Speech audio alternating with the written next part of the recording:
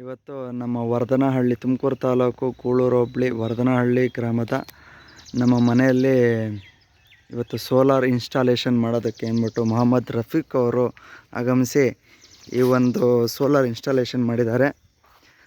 So ನೋಡಿ ನನ್ನ ಸ್ನೇಹಿತರೆ, 7.5 HP ಈ ಒಂದು ಸೋಲಾರ್ ಇನ್ಸ್ಟಾಲೇಷನ್ ಮಾಡಿದ್ದಾರೆ. ಎಲ್ಲರೂ ಕೂಡ ನಾವು ಯೂಟ್ಯೂಬಲ್ಲಿ ಚೆಕ್ ಮಾಡ್ದಂಗೆ ಸೋಲಾರ್ ಇನ್ಸ್ಟಾಲೇಷನ್ ಬಗ್ಗೆಯಲ್ಲಿ ತುಂಬ ಸೆಟ್ಟಿಂಗ್ಸ್ ಬಗ್ಗೆಯಲ್ಲಿ ಮಾಹಿತಿನ ಅಸಮರ್ಪಕವಾಗಿ ಕೊಡ್ತಿರಲಿಲ್ಲ.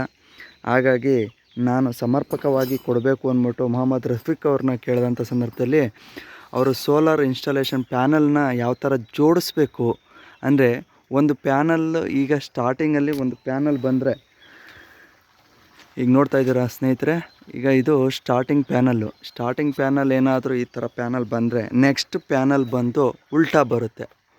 ಆಪೋಸಿಟ್ ಡೈರೆಕ್ಷನಲ್ಲಿ ಈ ಒಂದು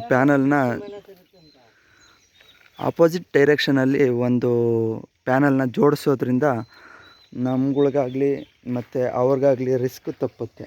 ಅಂದರೆ ಪ್ಲಸ್ಸು ಮೈನಸ್ ಇರುತ್ತೆ ಇದರಲ್ಲಿ.